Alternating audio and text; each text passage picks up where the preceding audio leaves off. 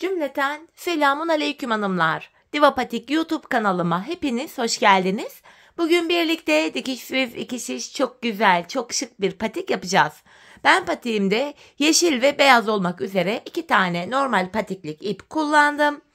Şişlerim 3 numara. Modelimi de gösteriyorum. İşte hanımlar, modelimiz bu şekilde. Ana renk olarak yeşil kullandım. Beyaz desenlerimi yaptım.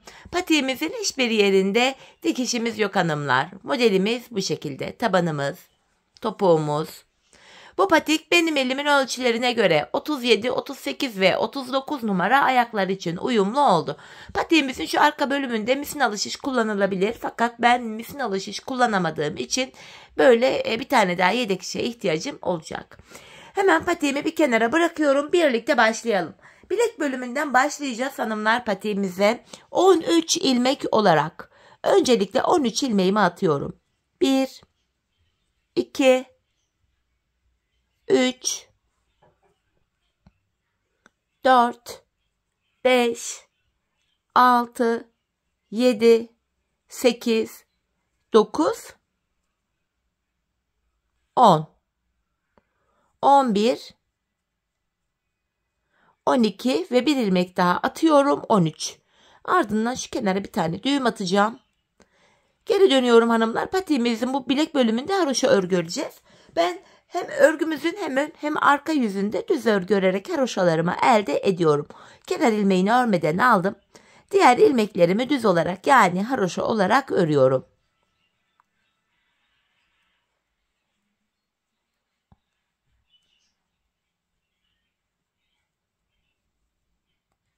Tekrar geri döndük. Şimdi ön yüzdeyim hanımlar. Ön yüzde olduğumuzu şöyle kabul ediyorum. Şu başlangıç ipimiz eğer sol taraftaysa ön yüzdeyiz demektir.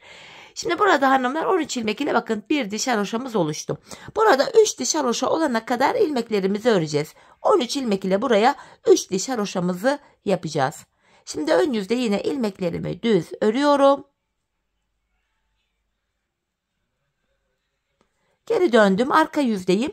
Arka yüzde de yine ilmeklerimi düz öreceğim. Böylece 2 diş haroşamız olacak.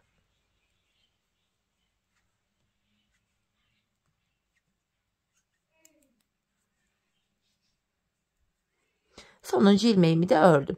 Şimdi ön yüzdeyiz. Bakın 2 diş haroşamız var. Burada 3 diş olması gerekiyor. Ön yüzde ve arka yüzde yine ilmeklerimizi düz olarak örelim. Gelelim hanımlar. Sonrasından artırmalara başlayalım. Evet hanımlar, bir diş haroşamı da ördüm geldim. Şimdi patiğimizin şu bölümünden başladık. Şu kenarlarına 5'er ilmek haroşa öreceğiz hanımlar. Ortada kalan ilmekleri de ön yüzde düz, arka yüzde de ters olacak şekilde öreceğiz. Şimdi ön yüzdeyim. Kenar ilmeğini aldım. Kenar ilmeğiyle birlikte toplam 5 ilmek haroşamı düz örüyorum. 4, 5. Artırmaları yapacağız. Artırmaları bu sağ ve sol kenara 5'er ilmek haroşa öreceğiz. Artırmaları haroşalardan hemen sonra ve hemen önce yapacağız. Bakın 5 ilmek haroşamı ördüm. İpimi şöyle parmağıma dolayarak buraya 1 ilmek attım. Artırmamı yaptım. Yanına 1, 2, 3 ilmek düz ördüm. Bakın burada da son 5 ilmek kaldı. Bu da haroşa olacak. Sol kenarda da hemen artırmamı yapıyorum. Kalan 5 haroşa ilmeğimi örüyorum. Geri dönüyorum. Arka yüzdeyiz hanımlar. Kenar ilmeğini örmeden aldım. Model bitene kadar bu 5 ilmek haroşa olarak örülüyor. 4, 5 ilmek haroşamı ördüm. Artırdığım ilmek dahil aradaki ilmekleri hep ters öreceğiz. Bakın son 5 ilmek kalana kadar bakın artırdığımı da ters ördüm. İlmekleri ters ördük. Son 5 haroşa ilmeğimi düz olarak örüyorum yine. Böylece 2 ilmek artırdık. 15 ilmeğimiz oldu. Tekrardan geri döndüm. Ön yüzdeyim. Yeniden kenardaki 5 ilmek haroşamı örüyorum. Arka yüzde artırma yapmıyoruz. Artırmalar sadece ön yüzde yapılıyor. 5 haroşamı ördüm. Hemen artırmamı yapıyorum. Artık beyaz ile model kurmaya da başlayacağız. Artırma yaptıktan sonra yanına 1, 2 ilmek daha düz ördüm. Tam bu ortadaki ilmeğe modelimi kuracağım. Hemen şöyle beyaz ipimi alıyorum.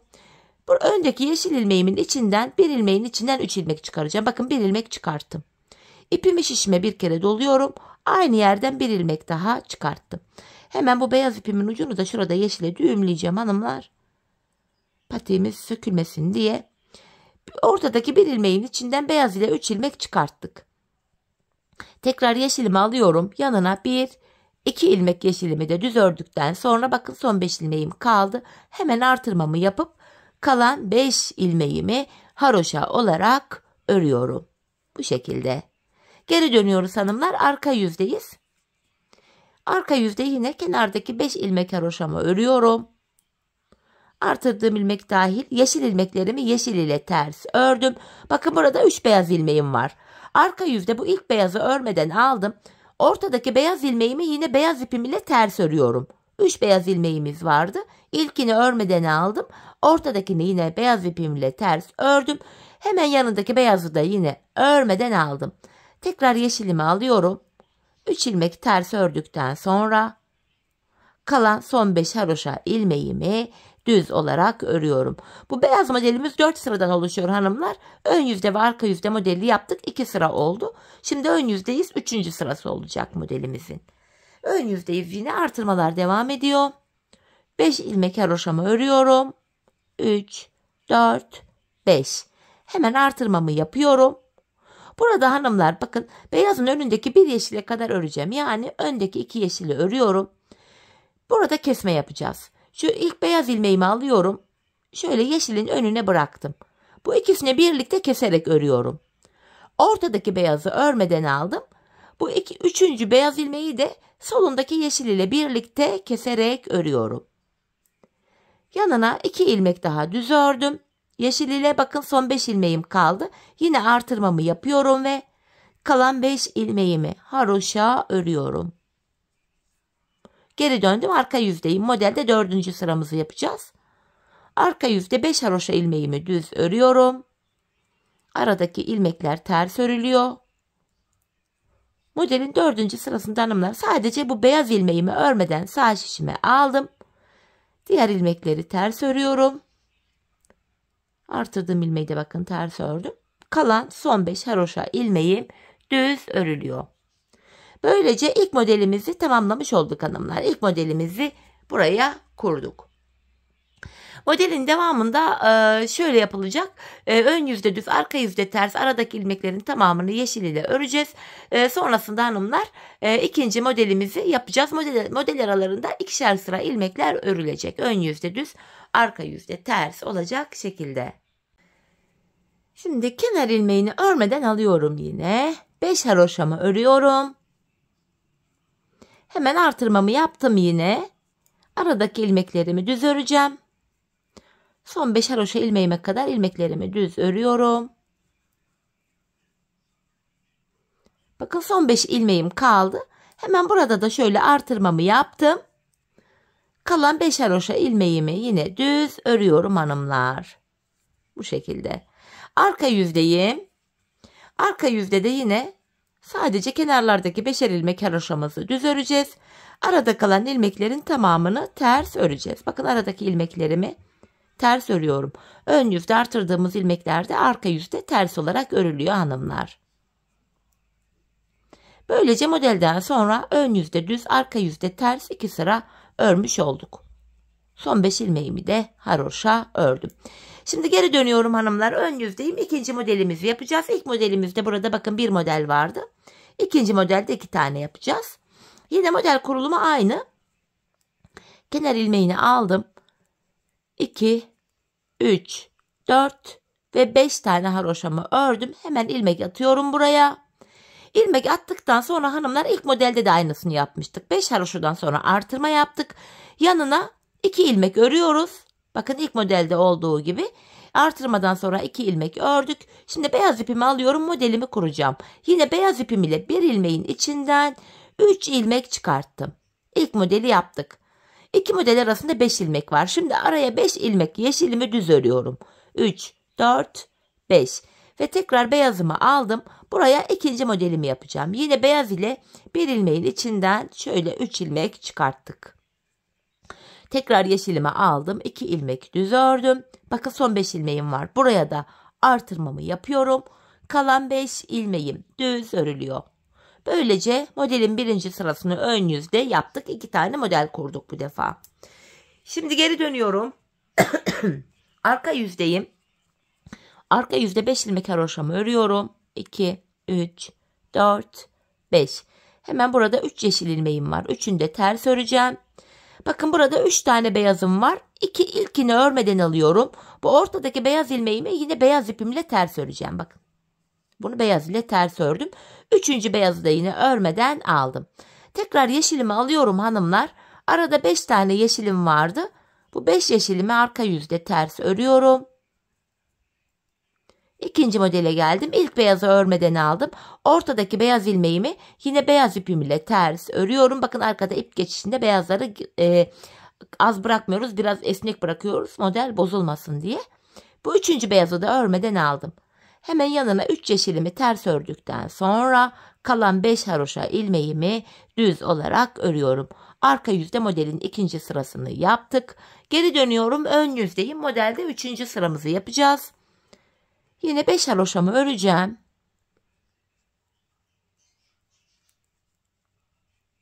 Buraya şöyle artırmamı yapıyorum.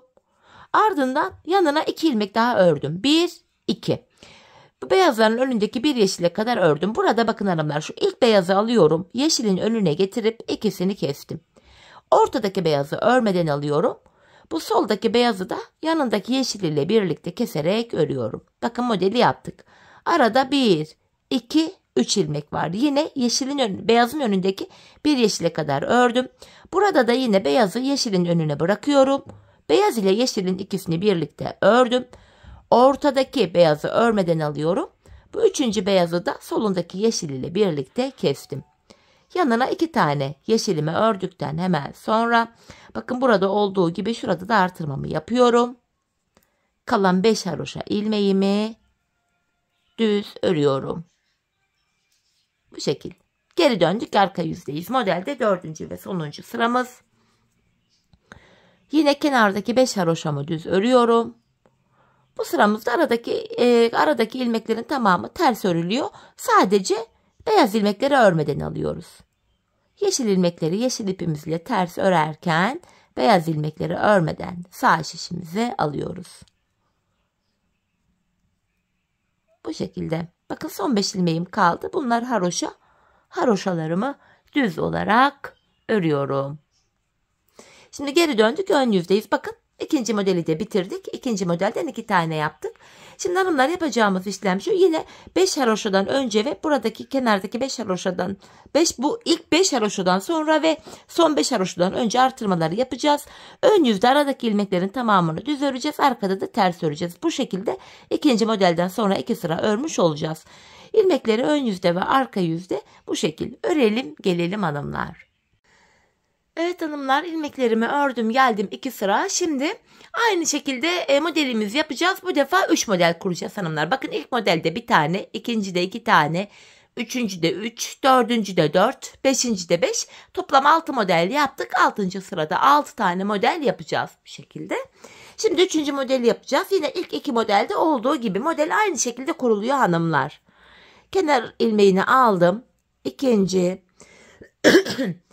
üçüncü, dördüncü, beşinci ilmeğimi ördükten sonra artırmamı yapıyorum. İlk 2 modelde olduğu gibi artırma yaptıktan sonra yine 1, 2 ilmek örüyoruz. Sonrasında modeli kuruyoruz. Alttan beyaz ipimi aldım. Yine burada bir ilmeğin içinden beyaz ile 3 ilmek çıkarıyorum. Model aralarında 5 yeşilimiz var. 1, 2, 3, 4, 5. Tekrar şimdi ikinci modeli yapacağım. Yine bir ilmeğin içinden 3 ilmek çıkarıyorum. 5 ilmek örüyorum yine. 3, 4, 5. Üçüncü modeldeyim. Bir ilmeğin içinden yine 3 ilmek çıkarıyorum.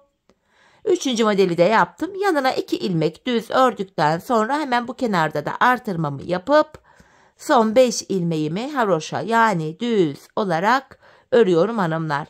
Model bu şekilde yapılıyor. Toplam 4 sıradan oluşan modelimizin ilk sırasını yaptık. Şimdi geri döneceğiz. Arka yüzde ikinci sırasını yapacağız. Ön yüzde yine artırmalara devam ederek modelin 3. sırasını yapacağız. Arka yüzde 4 derken modeli tamamlamış olacağız. Araya 2 sıra öreceğiz. Bu defa dörtlü model yapacağız. Yine 4. modeli de aynı şekilde kuracağız. 5 haroşadan sonra artırma yapacağız. 2 ilmek öreceğiz. Modelimizi kuracağız. Üçüncü modeli başlattık. Toplamda burada hanımlar 3 model oldu. Ve 6 model olana kadar devam edeceğiz. 6 model olana kadar da zaten şişimizde 51 ilmek olacak. 6. modeli yapacağız. Ardından ön yüzde düz, arka yüzde ters ilmekleri öreceğiz. Böylece 51 ilmeğimiz olacak. Patiğimizin bu kısmını şişimizde toplamda 6 model ve bakın en son 3 yaptık. 6 model ve 51 ilmek olana kadar örelim gelelim hanımlar. Evet hanımlar, burada toplamda 6 tane modelim olana kadar ördüm geldim. 6 modelden sonra yine ön yüzde düz, arka yüzde ters 2 sıra ilmeklerimi ördüm. Ve 51 tane ilmeğim var şu anda.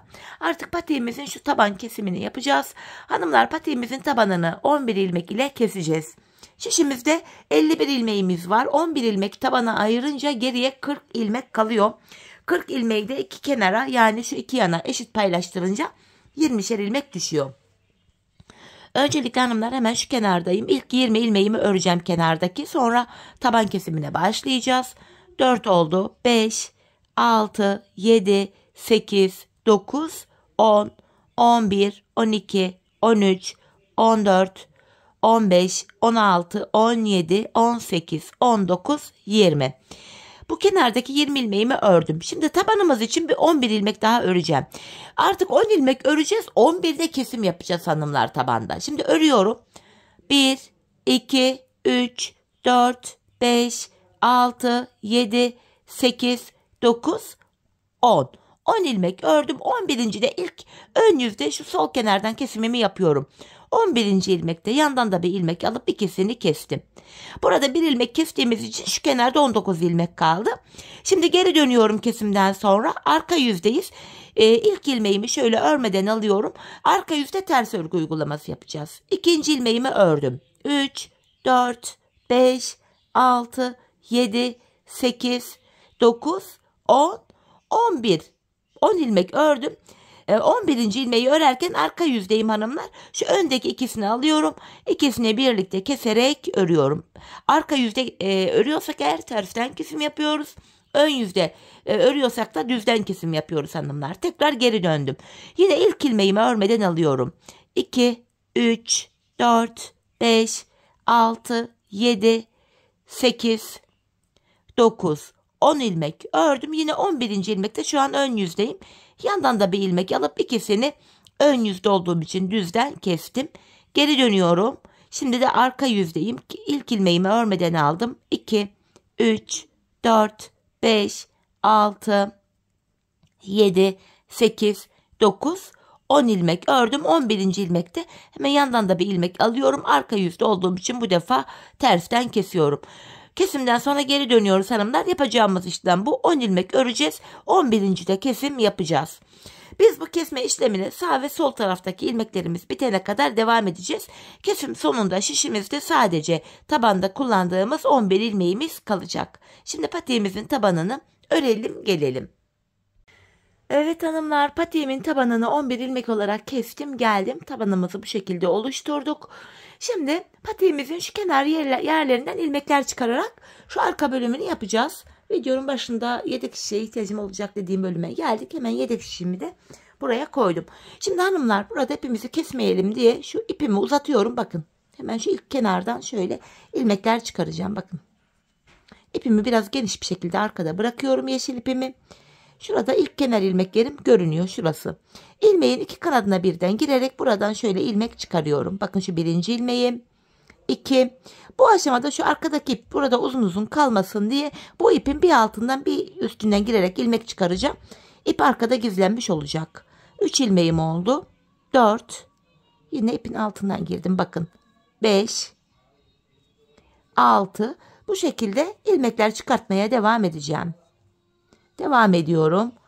7. ilmeğim, 8, şu 9. ilmeğim, 10, 11, şu 12, 13, 14. Şöyle arkaya bakın hanımlar, ipimiz gizlendi arkaya. Şu uzun ip kalmadı.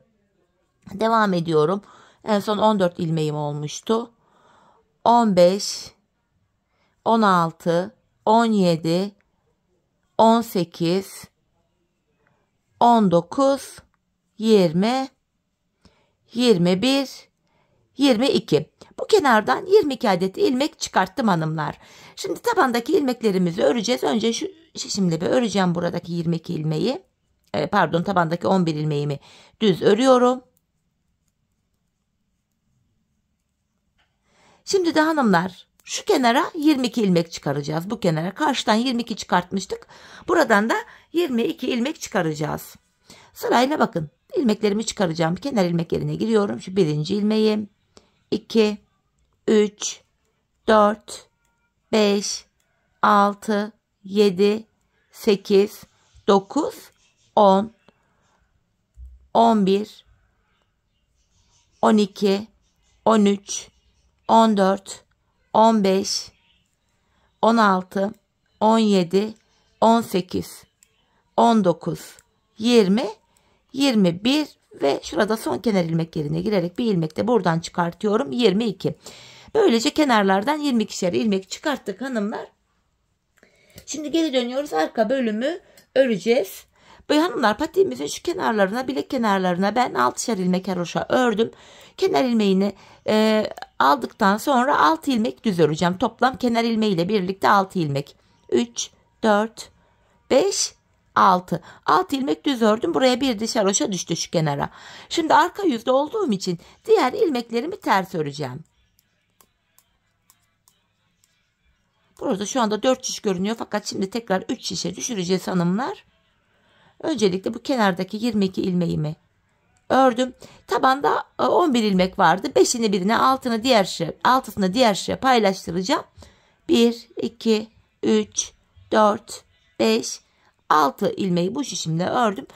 Kalan 5 ilmeği de diğer şişimle öreceğim. Buradaki 2 şişteki ilmekleri tek şişte toplayacağız. Böylece arka bölümü 3 şiş ile yapacağız.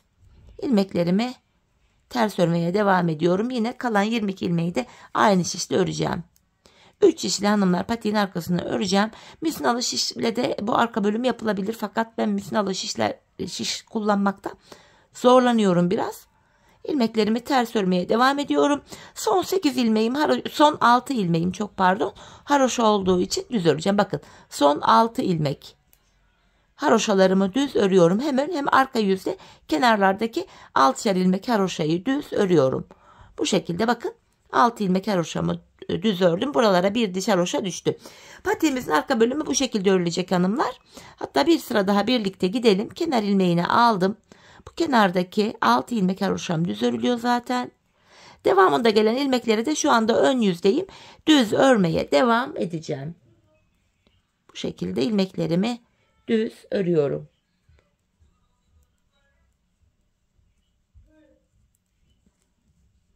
Diğer uca kadar aynı işleme devam edeceğiz. Patiğimizin arkasında yapılacak başka bir işlem, başka bir detay yok hanımlar. Bu şekilde bilek ayrımına kadar öreceğiz, geri döneceğiz. Öreceğiz, geri döneceğiz. Ön yüzdeysek eğer düz örgü, arka yüzdeysek de ters örgü uygulaması yapacağız hanımlar. Sadece kenarlardaki bilek kenarlarındaki 6'şer ilmek haroşamızı haroşa olarak örmemiz gerekiyor. Patiğimizin arkası sadece bundan ibaret. Bu şekilde arka bölüm tamamlanacak. Örmeye devam ediyorum yine. Son 6 ilmeğim haroşa, yine bunları da düz olarak öreceğim. Yapacağımız işlem bu. Kenara kadar örüyoruz. Sonra geri döneceğiz. Arka yüzde sadece 6'şer ilmek haroşa öreceğiz. Aralardaki ilmekleri de ters öreceğiz. Diğer uca kadar geleceğiz. Sonra tekrar aynı işlemi tekrarlayacağız. Şöyle baktığımızda şu kenarımızda bir diş haroşamız oluştu hanımlar.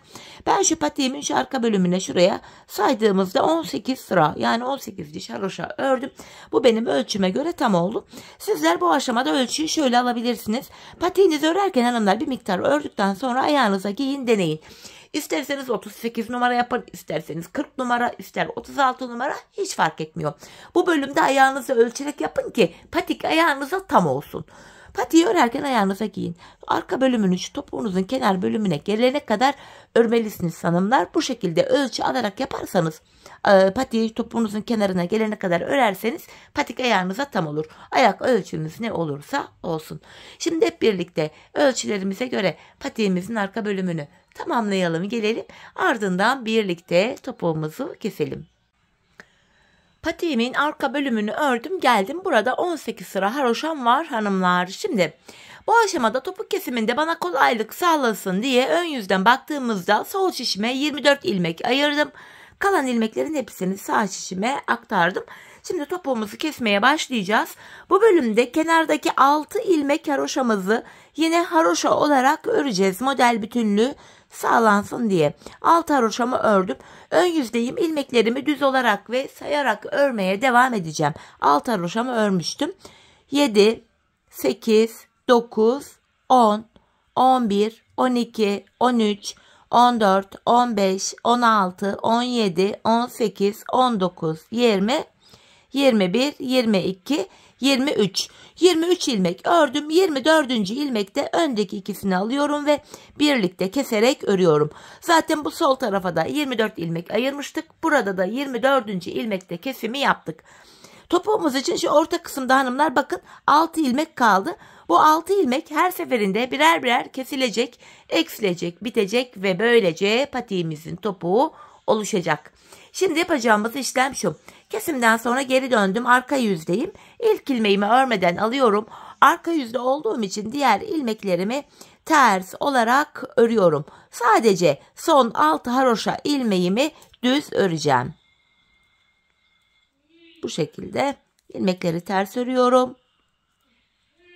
Sadece son 6 ilmeğimi yani haroşamı düz öreceğim.